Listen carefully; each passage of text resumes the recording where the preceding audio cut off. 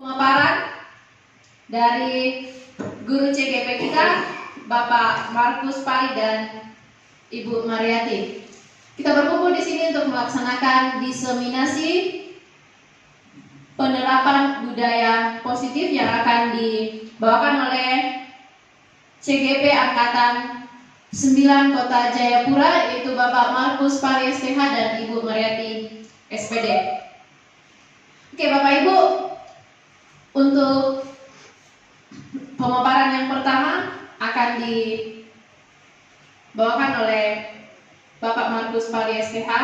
Dimohon kesungguhan Bapak Ibu guru dalam mengikuti materi yang akan disampaikan oleh Pak Markus. Untuk itu, kepada Pak Markus, pembawa acara mempersilahkan untuk memaparkan materinya. Terima kasih.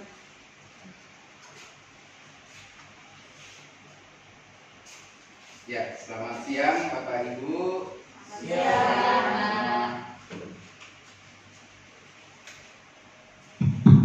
Ya, pertama-tama saya dengan rekan saya Mariati SPD mengucapkan terima kasih kepada PLH Ibu Rohani Rospa SPD MED yang sudah memberikan kami kesempatan untuk memaparkan apa yang kami sudah dapatkan di calon guru penggerak Angkatan 9 tentang budaya positif. Dan kami akan memulai diseminasi penerapan budaya positif yang akan kami berkolaborasi berdua, saya sendiri Markus Pari dan nanti akan dilanjutkan oleh Ibu Mariati SPD. Sebelum kita masuk ke dalam budaya positif, ada pun pendidikan Ki Hajar Dewantara, yaitu pendidikan adalah menuntun segala koridor yang ada pada anak. Mereka dapat mencapai keselamatan dan kebahagiaan yang setinggi-tingginya, baik sebagai manusia maupun sebagai anggota masyarakat. Sebab itu, itu dapat menuntun atau hidupnya kesehatan koridor yang ada pada anak-anak, agar memperbaiki lainnya dasarnya hidup dan tumbuh kekuatan kodratan. Ya, sebelum saya lanjut, saya mau bertanya kepada Ibu. Kira-kira Bapak Ibu tahu tentang yang dimaksud budaya positif itu sendiri? Apa itu budaya positif? Iya, pada Pak Guru.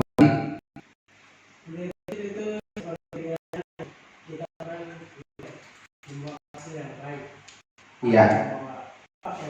Iya, kebiasaan baik yang membawa dampak yang baik. Ada lagi yang mau menambahkan?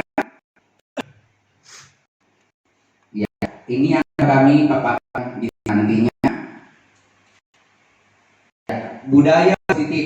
Budaya positif di sekolah yaitu nilai dan kebiasaan sekolah yang berpihak kepada murid agar mereka dapat berkembang menjadi pribadi yang kritis, penuh hormat dan bertanggung jawab sesuai dengan profil pelajar Pancasila. Nah, pastinya kita sudah tahu tentang profil Pancasila ya, Bapak Ibu. Nah, ada konsumsi dari budaya positif. Yang pertama yaitu perubahan paradigma belajar, disiplin positif dan nilai-nilai kebaikan dan kebutuhan dasar manusia serta motivasi perilaku manusia, posisi kotor guru, keyakinan kelas dan tiga institusi. Ini yang akan kita bahas dan apa yang disampaikan di sini kita perlu kepada wali kelas bisa melaksanakan bersama dengan anak-anak kita di dalam kelas nantinya untuk kita bisa membuat yang namanya keyakinan kelas. Ya. Nah, pembelajaran dengan paradigma baru di poin yang pertama tadi, pembelajaran dengan paradigma baru merupakan pembelajaran yang dirancang berdasarkan prinsip pembelajaran berdiferensiasi sehingga para peserta didik belajar sesuai kebutuhannya berdasarkan tahap perkembangan sesuai teori psikologi modern untuk mewujudkan pelajar Pancasila. Nah, ini pelajar Pancasila ada berapa dimensi?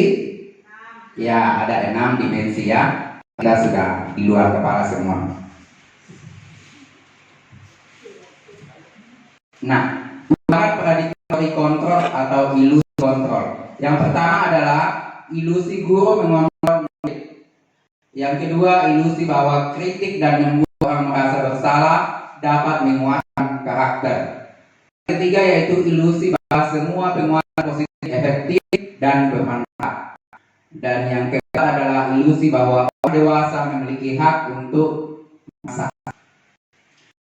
Yang selanjutnya di sini perubahan paradigma stimulus respon teori kontrol. Nah, stimulus responnya itu kita coba mengubah orang berpandangan sama dengan kita. Sedangkan di teori kontrolnya itu kita berusaha memahami pandangan orang lain tentang dunia.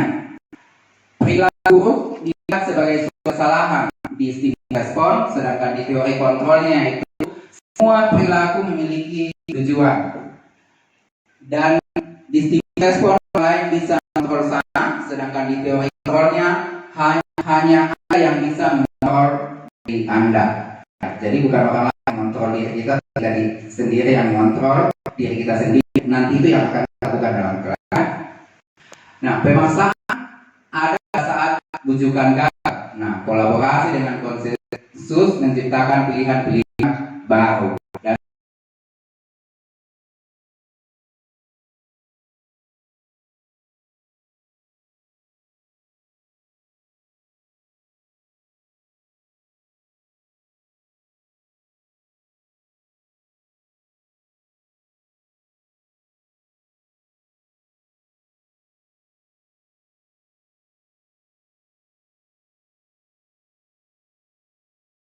ya sudah. Ya, adapun nilai-nilai kebajikan, nilai yang disepakati bersama lepas dari suku bangsa, agama maupun bahasa dan latar belakangnya.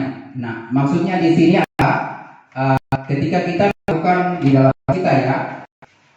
Nah, di sini contoh nilai kebajikan institusi organisasi, profil pelajar Pancasila, yaitu iman, bertakwa, Tuhan yang esa, dan berakhlak mulia, berkepentingan global, gotong royong, mandiri, kreatif, dan bermeritis. Primary year program yaitu toleransi, rasa hormat, integritas, mandiri, menghargai, antusias, empati, keingintahuan, kreativitas, kerjasama, percaya diri, dan komitmen. Dan keterampilan hidup atau life skill dapat dipercaya luruh hati, pendengar yang aktif, tidak merendahkan orang lain, dan memberikan yang terbaik bagi dirinya. Nah, sampai ini pemaparan saya nanti dilanjutkan oleh Ibu Mariati. Mungkin ada Bapak Ibu yang mau bertanya berkaitan dengan budaya positif.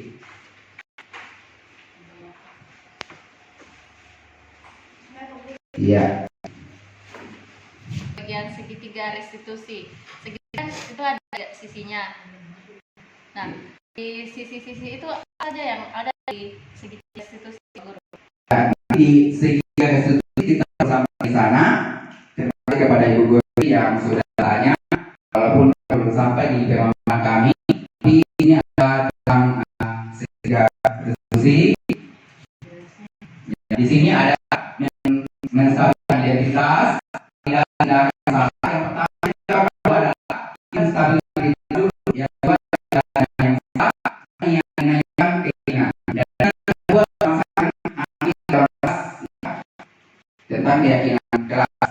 Bila Ibu Goreti, saya akan kepada Bu Mariati untuk melanjutkan pemaparan. Terima kasih atas waktu yang diberikan kepada saya mau melanjutkan dari Pak Marta tentang budaya positif. Di sini ada yang selalu yang kita lakukan untuk mendapatkan apa yang kita inginkan. Seluruh tindakan yang kita lakukan memiliki tujuan tertentu dan semua usaha yang kita lakukan adalah dalam agar kebutuhan kita terpenuhi dengan baik. Sebenarnya kebutuhan dasar manusia. Yang pertama, bertahan hidup. Yang diperlukan adalah makanan, pakaian, dua, kasih sayang dan rasa terima kasih. Yang diterima, dipedulikan, berbagi, kerjasama, menjadi bagian dari kelompok. Yang ketiga, penguasaan. Adapun harga diri, keinginan untuk dianggap pemimpin, berprestasi, diakui dan didengar. Yang keempat yaitu kebebasan, mengikuti mandiri, memiliki pilihan, mencoba hal baru, mampu mengendalikan arah dirinya. Yang terakhir yaitu kesenangan, bermain humor, antusias, tertawa. Selanjutnya yaitu motivasi perilaku manusia untuk menghindari ketidaknyamanan atau hukuman. Itu merupakan motivasi ekstrinsik, yaitu untuk mendapatkan imbalan atau penghargaan dari orang lain. Adapun motivasi intrinsiknya untuk menjadi orang yang mereka inginkan dan menghargai diri sendiri dengan nilai-nilai yang mereka percaya. 5 posisi kontrol. Nah, ini yang sangat menarik ya buat Bapak Ibu guru. 5 posisi kontrol ini, yang pertama menghukum, yang kedua pembuat merasa bersalah, yang ketiga teman, yang keempat pemantau, yang kelima manajer. Ayo Bapak Ibu guru, ini sebagai apa posisi kontrolnya? Ayo, merasa diri saya sebagai posisi kontrol apa ya? Mungkin saya teman ya, menjadi teman, penghukum. Kayaknya ada yang pernah menjadi penghukum ya di sini. Sering ya, yang suka kasih hukuman. Oke, ada sampai di sini yang mau bertanya? Yang saya mau tanyakan itu posisi guru dalam hal membuat merasa bersalah itu seperti apa? Merasa bersalah, Pak Markus bisa bantu? Ya. Ya, Bapak Ibu, kalau membuat merasa bersalah di sini, ya kita membuat pertanyaan kepada anak didik kita bahwa anak didik kita tersebut melakukan suatu kesalahan. Berarti kita bukan di sini bukan menghukumnya, tetapi saya berikan salah satu contohnya mungkin ketika anak terlambat datang, kita pasti akan bertanya kepada anak peserta didik kita bahwa kalau kata kasarnya kita berbicara, kok kenapa terlambat? Nah, dengan kita di sini membuat merasa bersalah, kita bertanya mengapa anak terlambat.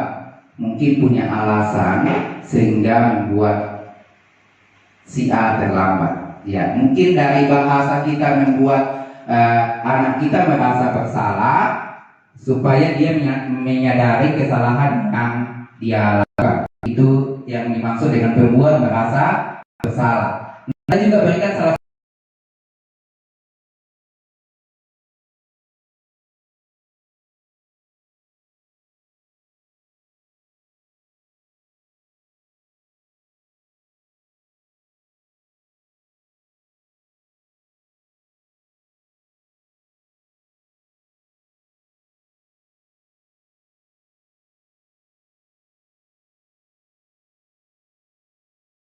keliru yang mungkin kita perbaiki.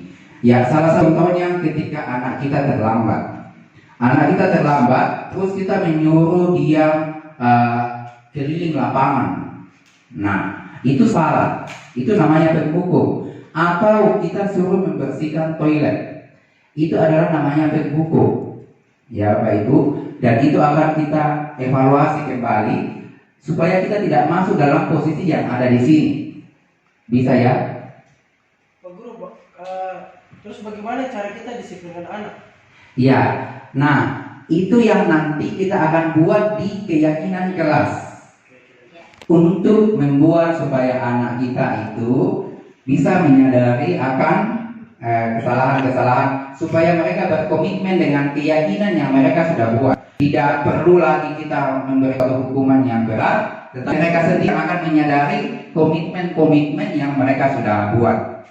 Ya, itu nanti ada di keyakinan kelas, Bapak Ibu ya. Dan keyakinan kelas itu adalah yang membuat adalah anak-anak kita, bukan Bapak Ibu guru. Sekolah ya, peraturan sekolah berbeda ya. keyakinan kelas yang dibuat oleh anak-anak kita sendiri, supaya anak kita itu yang namanya merdeka belajar ya, anak itu betul merdeka dalam belajar ya. Sudah Pak Guru? Siap. Saya penasaran dengan Sebut keyakinan kelas, kenapa tidak peraturan atau tata tertib? Baik. Nanti posisi kontrol. Nanti Oke. penjelasan. Iya, oke, lanjut. Ya, nah di sini sudah ada contoh, tapi Pak David tadi sudah bertanya ya, Pak Guru Markus juga sudah jelaskan. Contoh penerapan 5 posisi kontrol guru. Kasusnya, siswa tidak memakai atribut lengkap saat upacara bendera. Nah, penghukumnya apa? Hormat bendera selama 1 jam, Bapak Ibu guru. Nah, ini sebagai penghukum ya. Nah, sekarang yang kedua, pembuat merasa bersalah. Kamu selalu saja mengecewakan ibu bapak. Nah, anaknya langsung loyo gitu ya. benar atau yang salah itu. Nah, ini kan contohnya Pak. Contoh kalau kita sebagai penghukum. Nah, contohnya. Harus hukum begitu atau Tidak, ini contohnya. Kalau kita merasa posisi kontrol kita sebagai penghukum, contohnya seperti itu. Nah, kamu hormat bendera. Nah, kamu cuci WC. Nah, itu. tapi kalau kita menghukum anak itu tidak boleh atau boleh?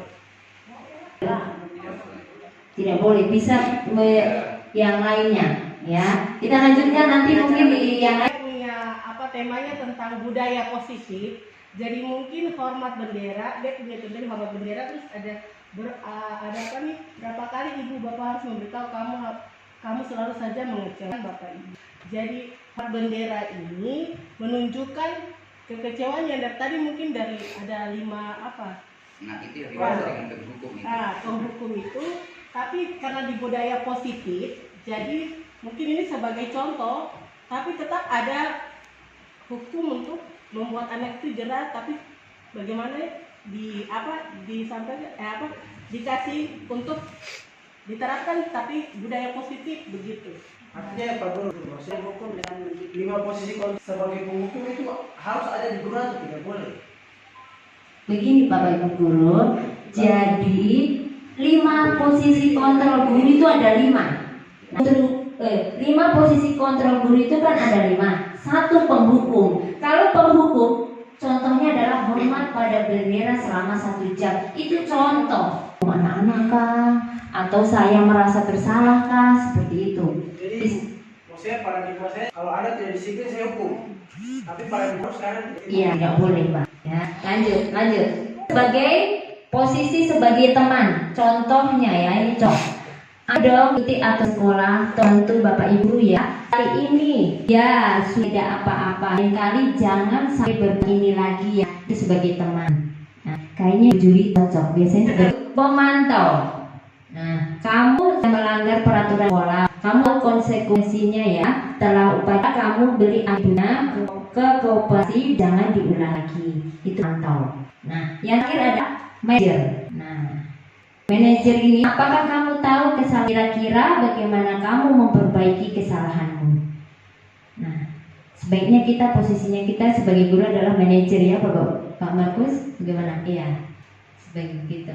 Lanjut. Keyakinan kelas. Mengapa keyakinan kelas? Mengapa bukan peraturan kelas? Ada yang mau kasih tanggapan atau bertanya sebelum Bu Cynthia? Oh iya.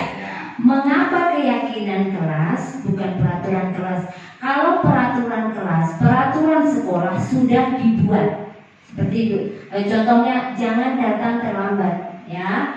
Tapi kalau keyakinan kelas dibuat bersama-sama sama di dalam kelas. Nah, kalau buat kayak misalkan tidak boleh makan di dalam kelas. Nah, itu keyakinan kelas. Dibuat di dalam kelas, disepakati bersama-sama.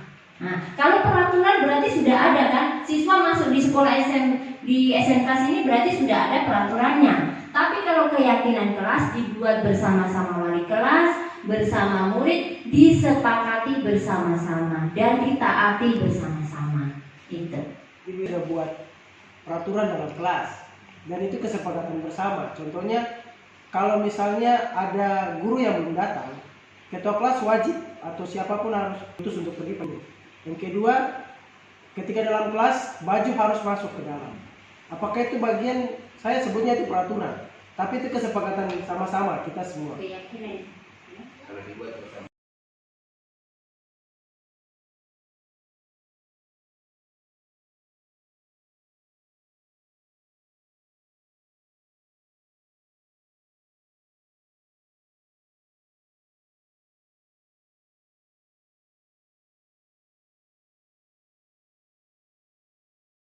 Nah, kalau buat kayak misalkan tidak boleh makan di dalam kelas, nah itu keyakinan kelas.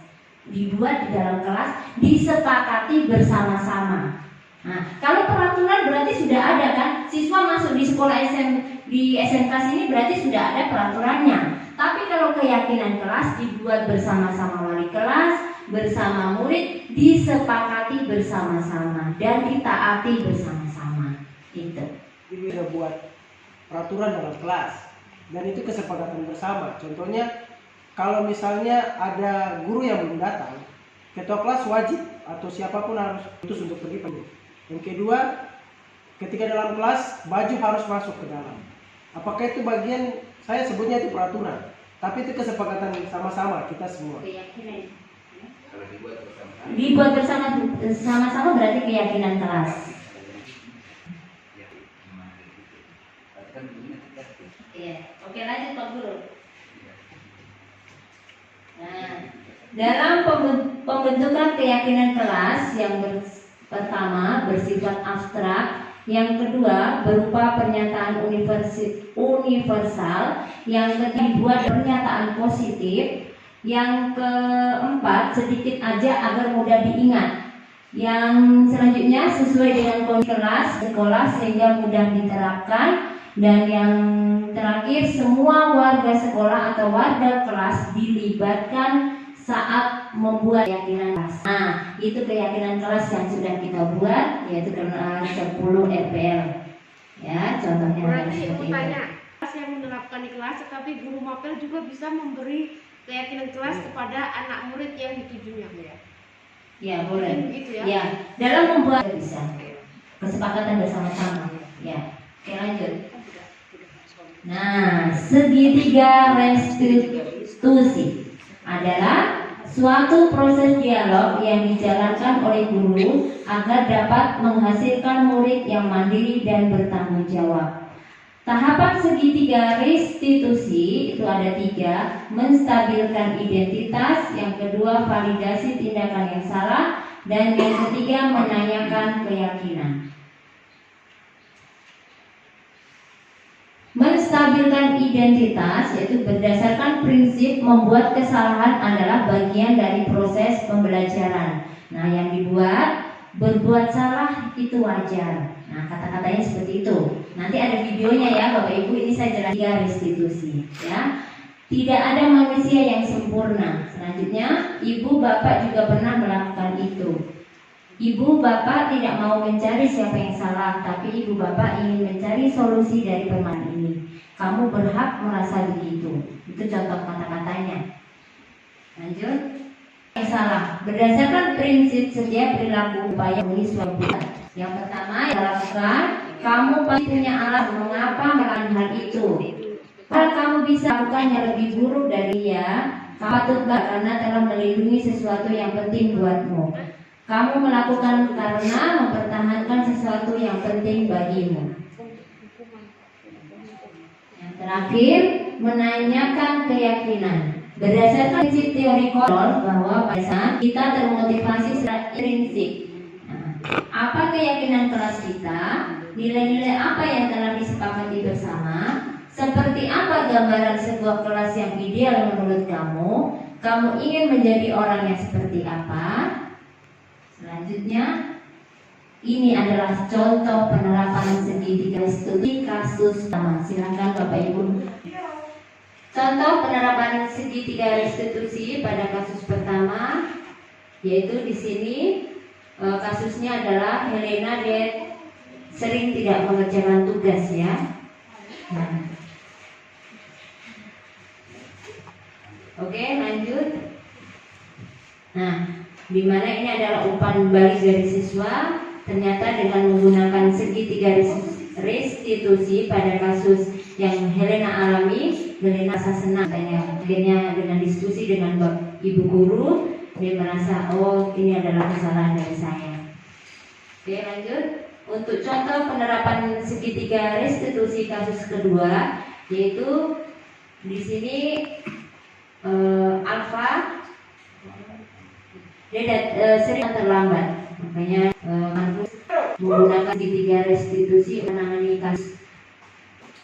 kasusnya Alfa yang datang terlambat. Di sini juga ada umpan baliknya dari siswa, yaitu merasa senang karena dikasih diskusi bagaimana supaya datang terlambat ke sekolah. Yang terakhir yaitu penutup.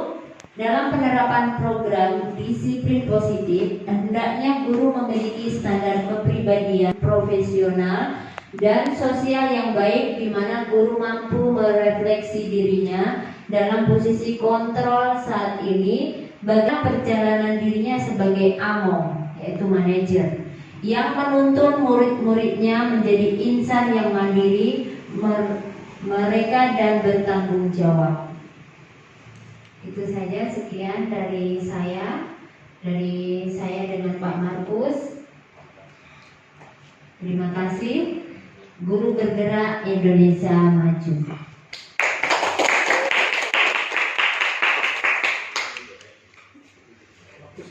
Silakan waktu kembalikan ke MC. Demikianlah Bapak Ibu pemaparan materi dari CGP kita, Bapak Markus dan Ibu Mariati. Bapak Ibu, mari kita berikan tepuk tangan sekali lagi untuk kedua CGP kita pada hari ini. Oke Bapak Ibu, konsumsi telah disediakan. CGP kita silahkan menikmati konsumsinya, mixingnya menyusul.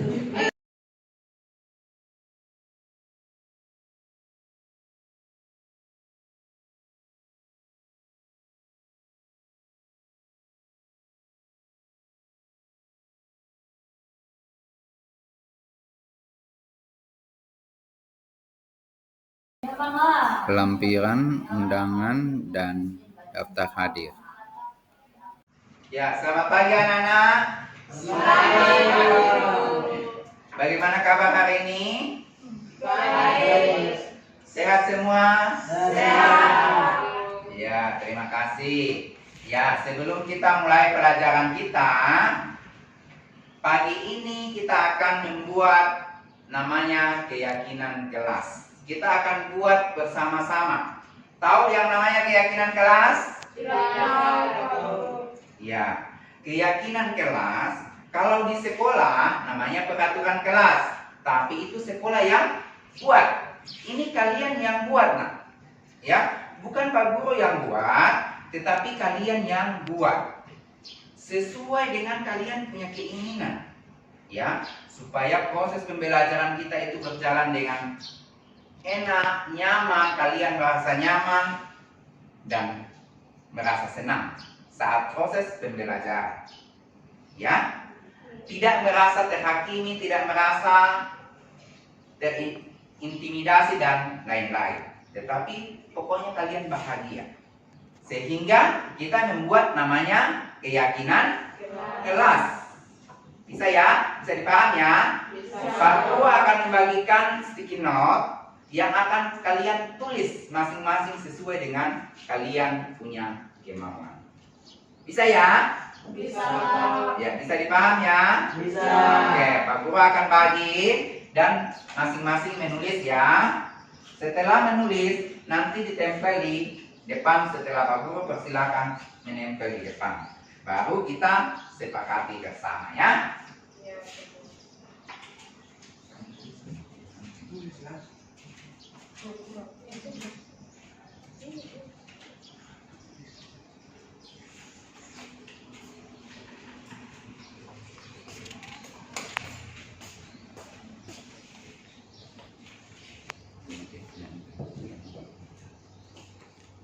Oke, silakan ditulis ya.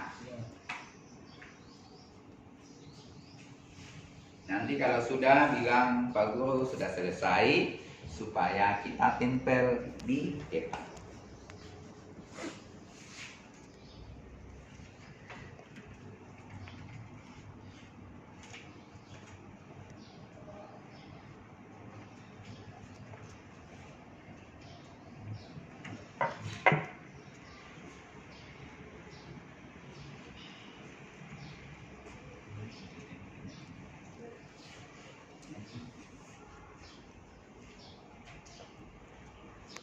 Oke, sudah? Ya, yang sudah boleh menempel di depan. Ya, mulai dari notan. Ayo.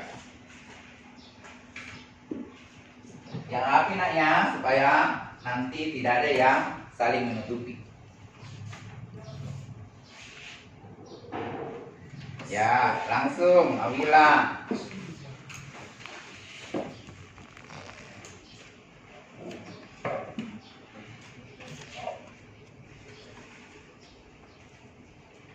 Ya, lanjut.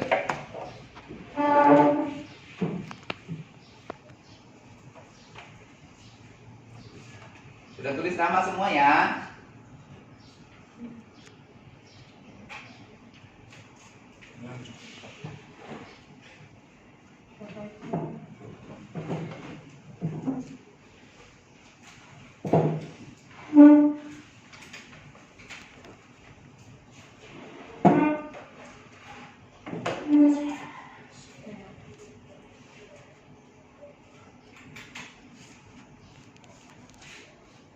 Ya.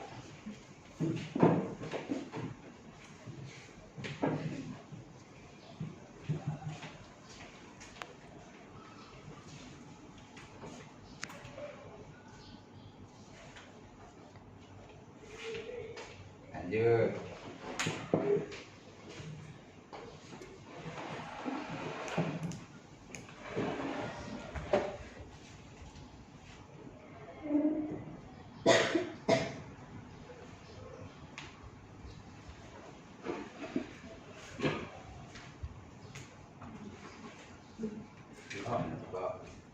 Ya.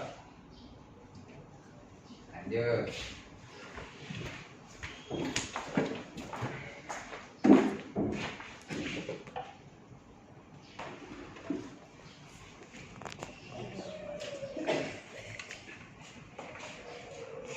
Lagi Sepin.